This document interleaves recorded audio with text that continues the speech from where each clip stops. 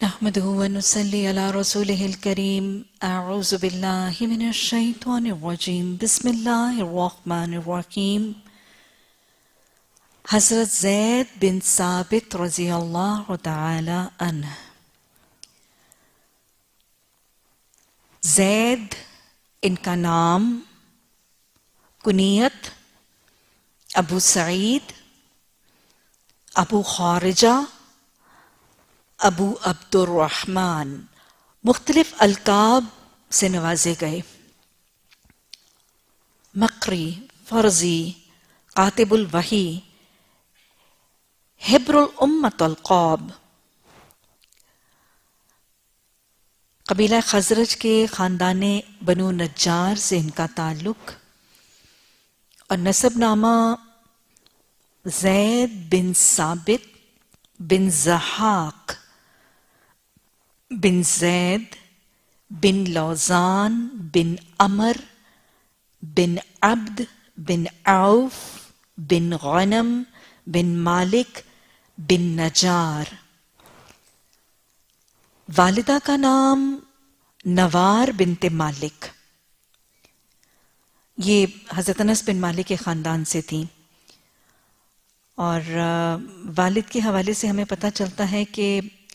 جو اسلام سے پہلے انصار کے اندر جو لڑائیاں اوس اور خزرج میں رہیں، اس میں یہ قتل ہوئے، اور ہجرت سے تقریباً 5 سال پہلے اس وقت حضرت زید بن حارثہ کی عمر 6 سال تھی. یعنی 6 سال کی عمر میں والد جو ہے وہ جنگ میں قتل ہو گئے، ہلاک ہو گئے. تو والدہ ہی نے ان کو پالا، اور 11 برس کی عمر میں اسلام کی آواز کان میں پڑی. نبی صلی اللہ علیہ وسلم کی ہجرت سے پہلے حضرت صہیب، حضرت مصعب بن عمیر مبلغ مدینہ کی دعوت پر اس 11 سالہ بچے نے اسلام قبول کیا. کیا خوش قسمتی ہے، کتنی برکت، اور کیسے بڑے بڑے سپوت اسلام کے مبلغ مدینہ کے لیے صدقہ جاریہ ہوئے. تو ان کی دعوت دیا کریں ذوق و شوق کے ساتھ، حرص کے ساتھ. دین کی دعوت پر لبیک کہنے والے نجات کا ذریعہ بھی بنتے ہیں، گناہوں کا کفارہ بھی بنتے ہیں، صدقہ جاریہ بھی بنتے ہیں. حضرت مصعب بن عمیر نے جب مدینہ کی بستی میں توحید اور رسالت کی دعوت شروع کی تو اس وقت ان کی عمر 11 سال تھی. انہوں نے بچپن ہی سے جب انہوں نے آغاز کیا تھا تو ان کا دامن شرک سے پاک تھا. بنیادی طور پر سلیم فطرت تھے، اسلام کی طرف اور فطرت کی طرف اور ایک شریف الطبع ہونے کے حوالے سے فوراً اس چھوٹی عمر میں اسلام قبول کیا. اسلام کے دائرے میں داخل ہونے کے بعد ساتھ ہی قرآن کی تلاوت شروع کر دی.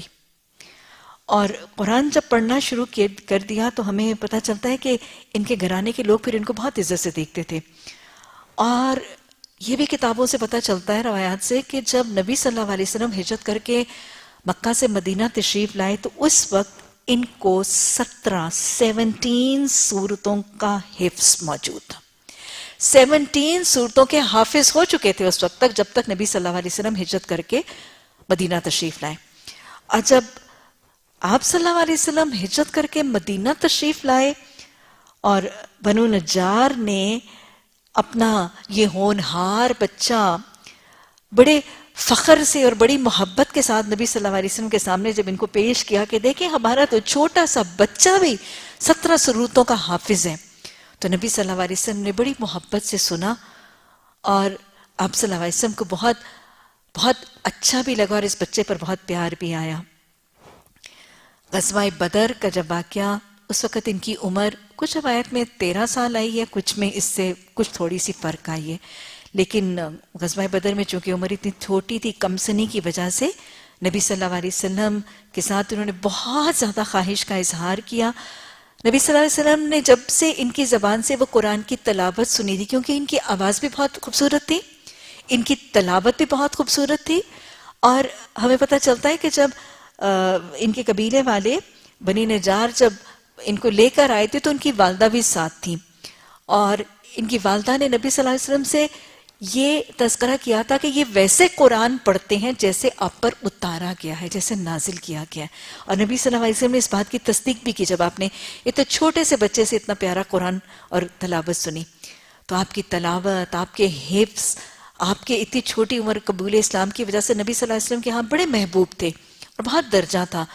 اور جب غزوہ بدر میں لشکر روانہ ہو رہا تھا تو ان کی بہت خواہش تھی، لیکن اس کے باوجود آپ صلی اللہ علیہ وسلم نے جانے سے انکار کر دیا. ہمیں پتہ چلتا ہے کہ روتے ہوئے اپنے والدہ کے پاس واپس آئے اور ان کی گود میں سر رکھے کتنی دیر سسکیاں لے لے کر روتے رہے. کچھ روایات میں آتا ہے کہ احد میں شامل ہوئے تھے، لیکن اکثر حوالہ جات میں میں نے دیکھا کہ ان کا احد میں جانا جو ہے اس میں بھی اختلاف ہے. بہرحال غزوہ خندق جو 5 ہجری میں ہوئی، یہ حضرت زید بن ثابت کا پہلا غزوہ تھا، اور انہوں نے پوری جہد مسلسل کے ساتھ، محنت اور مشقت کے ساتھ انہوں نے خندق کی کھدائی میں بھی کام لیا.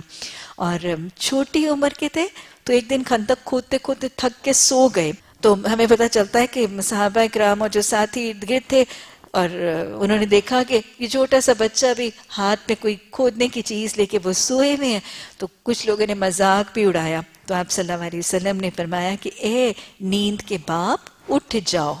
اے نیند کے باپ اٹھ جاؤ. اور آپ نے لوگوں کو منع کیا کہ اس کا مذاق مت اڑاؤ، اتنا چھوٹا سا بچہ اتنی محنت کر کے خندق بھی کھود رہا ہے. اللہ آج ہماری یوتھ کو بھی اپنی سرحدوں اور اپنی ہر قسم کی سرحدوں، تعلیمی، ثقافتی، معیشت، معاشرت، تمدن، ثقافت، ان تمام سرحدوں کی آج ہماری یوتھ کو بھی اتنا شوق اور شغف عطا فرمائے. تو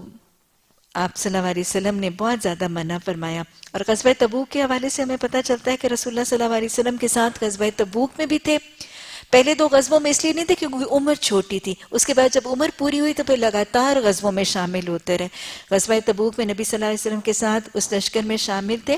اور ان جو قبیلہ بنو نجار کا جو جھنڈا تھا وہ عمارہ بن حزم کے ہاتھ میں تھا. اور نبی صلی اللہ علیہ وسلم نے جب ان کے ہاتھ میں دیکھا تو آپ صلی اللہ علیہ وسلم نے عمارہ کے ہاتھ سے لے کر یہ جھنڈا حضرت زید بن ثابت کو دے دیا.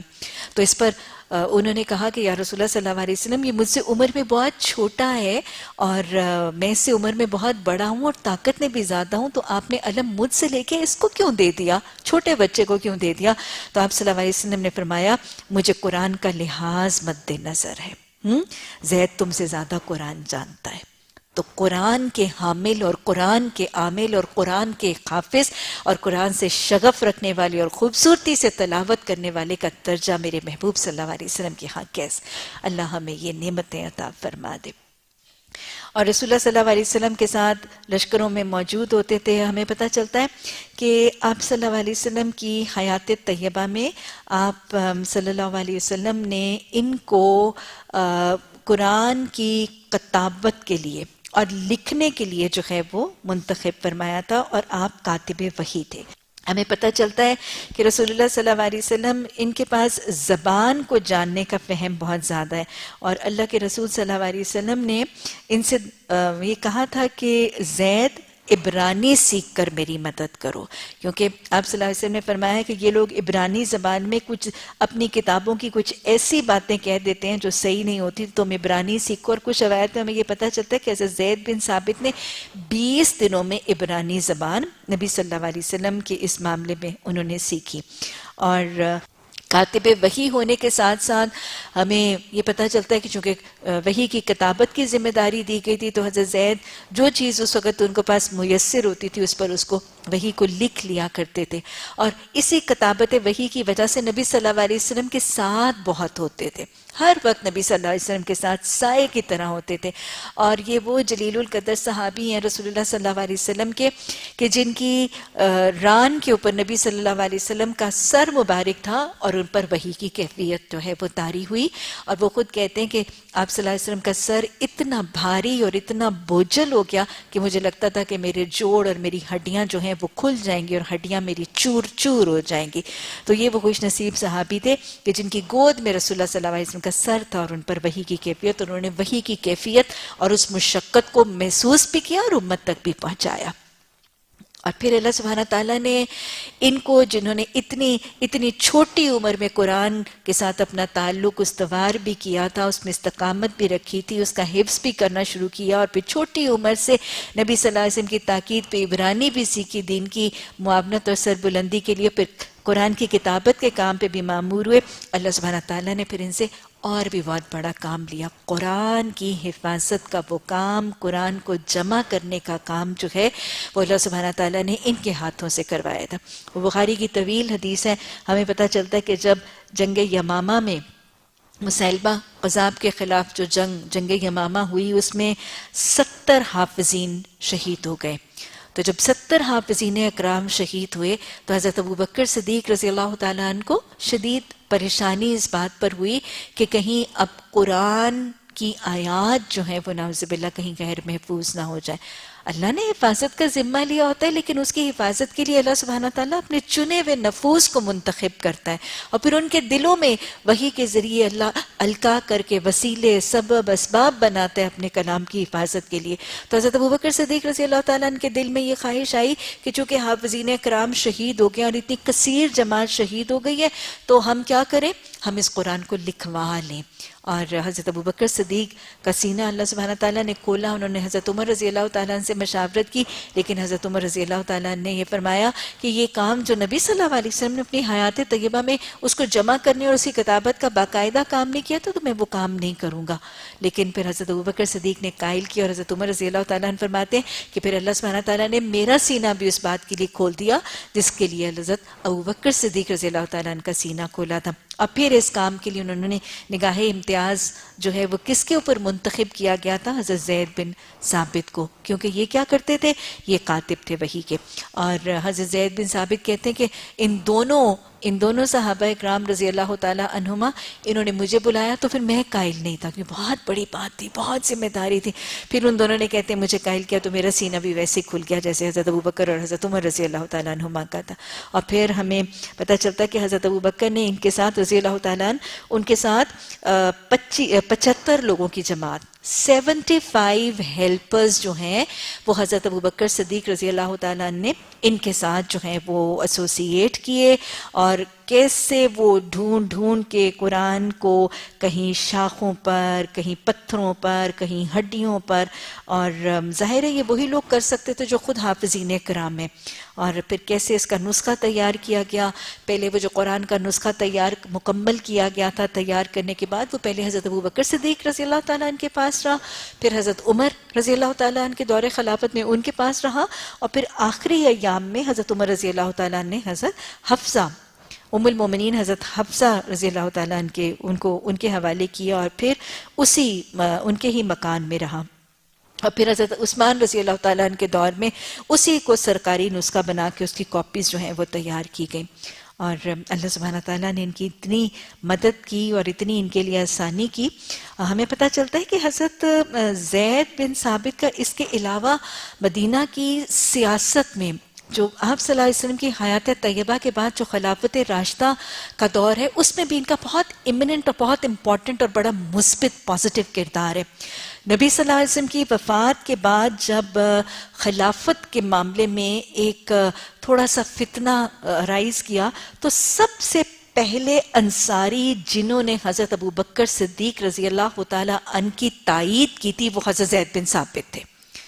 اور پھر اس کے بعد حضرت زید نے ہی حضرت ابوبکر صدیق رضی اللہ تعالیٰ عنہ کا ہاتھ پکڑا اور انصار سے کہا کہ ان کے ہاتھ پر بیعت کریں، اور اسی طرح حضرت عمر رضی اللہ تعالیٰ عنہ نے ان کو ان کے فہم، ان کی فراست، ان کے دین کے احکامات کے علم کی بنیاد پر ان کو مدینہ کا قاضی مقرر کر دیا، اور حضرت ابوبکر اور حضرت عمر رضی اللہ تعالیٰ عنہ کے دور میں ان کو مجلس شورا کا رکن بھی بنایا گیا،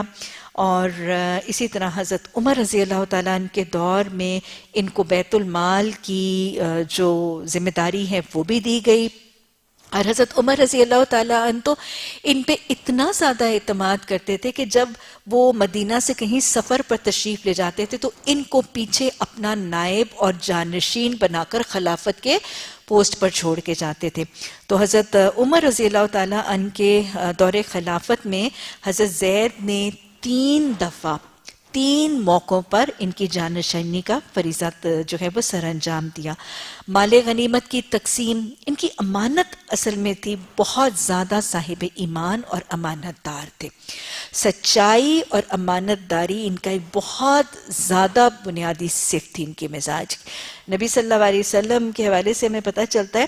کہ آپ صلی اللہ علیہ وسلم نے بھی اپنی حیات طیبہ میں اور حضرت عمر کی حیات طیبہ میں جنگ یرموک میں سے جو مال غنیمت ملا تھا اس کو تقسیم کرنے کے لیے بھی حضرت زید کے سپورٹ کیا گیا تھا. حضرت زید، حضرت عمر اور حضرت عثمان اور حضرت ابوبکر صدیق ان کے مقربین میں سے تھے اور ان کے بہت زیادہ معتبر اور قابل اعتماد لوگوں میں سے بھی تھے. 55 سال 55 یا 56 سالوں کی عمر میں ان کی وفات ہوئی 45 ہجری میں. اور ہمیں پتہ چلتا ہے کہ حضرت ابو ہریرہ نے ان کی وفات کی خبر سنی تو حضرت ابو ہریرہ رضی اللہ تعالیٰ نے فرمایا آج ایک امت کا حبر اٹھ گیا، امت کا ایک سکولر اٹھ گیا. اور مروان بن حکم جو مدینہ کے امیر تھے، ان کے بڑے دوستانہ تعلقات تھے، تو انہوں نے نماز جنازہ پڑھائی. اور حضرت عبداللہ بن عباس اور سعید بن مسیب، یہ جب ان کی میت قبر میں اتاری گئی تو حضرت عباس رضی اللہ تعالیٰ عنہ نے حسرت سے کہا کہ دیکھو علم اس طرح جاتا ہے اور آج علم کا ایک بہت بڑا حصہ دفن ہو گیا. تو صحابہ کرام ان کے علم اور ان کے دین کے فضل کے حوالے سے بہت معترف تھے. قرات بہت خوبصورت کرتے تھے اور لکھنے کی وجہ سے نبی صلی اللہ علیہ وسلم کی حیات طیبہ ہی میں ان کو پورا قرآن حفظ ہو گیا تھا اور ان کے حفظ قرآن ہی کی وجہ سے یہ قرآن کو جمع کرنا ان کے لیے آسان اور ممکن ہوا تھا. اللہ نے جس شخص سے جو کام لینا ہوتا ہے اس سے پہلے اس کو وہ صلاحیتیں اور وہ نعمتیں اور وہ توفیق بھی عطا کرتا ہے. دین کے فرائض اور دین کے حلال اور حرام کے بارے میں بہت زیادہ علم تھا. علم الفرائض، وراثت کے احکامات کے حوالے سے کتابت، ان کو لکھنا، ان کو جمع کرنا، یہ حضرت زید بن ثابت کا بہت بڑا ہمیں رول پتہ چلتا ہے کہ علم الفرائض کے بارے میں انہوں نے علم الفرائض کی تدوین بھی کی. اسی طرح بہت بڑا فقہ کا علم بھی رکھتے تھے. کتاب الصلاۃ، کتاب الزبا، کتاب الحبا، ان کے بارے میں بہت زیادہ علم اور ان کی شرح بہت وضاحت سے اس کی تعلیم بھی دیتے تھے. اور زبانوں میں سے فارسی، رومی، عبرانی، سریانی، قبطی اور حبشی زبانوں کے اوپر بہت گہرا عبور تھا. اور چونکہ عبرانی زبان جاتے تھے اس لیے تورات اور انجیل کے بھی بہت بڑے عالموں کی صف میں ان کا نام شامل ہے. حساب کا علم بہت زیادہ گرفت تھی، خط و کتابت بہت اچھی کرتے تھے. نبی صلی اللہ علیہ وسلم نے حیات طیبہ میں جو خط ارسال کیے ان میں سے کچھ خطوط نبی صلی اللہ علیہ وسلم نے ان کے دست سے، ان کے ہاتھ سے لکھوائے. نبی صلی اللہ علیہ وسلم سے محبت اور مسجد میں رہنے کا شغف اور نبی صلی اللہ علیہ وسلم سے قرب کا شوق ان کی شخصیت کا بہت امپورٹنٹ ایک عناصر نظر آتے ہیں. صحابہ اکرام اور خلفائے راشدین کے ہاں ایک بہت زیادہ اہم ان کی پوزیشن اور پوسٹ تھی اور اللہ سبحانہ تعالیٰ نے ان کو بہت ہی جو اہم کام ان سے لیا وہ قرآن کو جمع کرنے اور اس کی کتابت کا کام. اللہ سبحانہ تعالیٰ ہمیں ان صحابہ اکرام کی جو دین کی خاطر خدمات ہیں ان خدمات کے لیے ہمیں ان کے لیے کثرت سے مشکور ہونے، ان کے لیے دعا گو ہونے اور ان کے رویوں کو اپنے لیے مشعل راہ بنانے کی توفیق عطا فرما. ربنا لا تزغ قلوبنا بعد إذ هديتنا وهب لنا من لدنك الرحمة إنك أنت الوهاب. سبحانك اللهم وبحمدك نشهد أن لا إله إلا أنت نستغفرك ونتوب إليك. سبحان ربك رب العزة عما يصفون وسلام على المرسلين والحمد لله رب العالمين. آمين ثم آمين.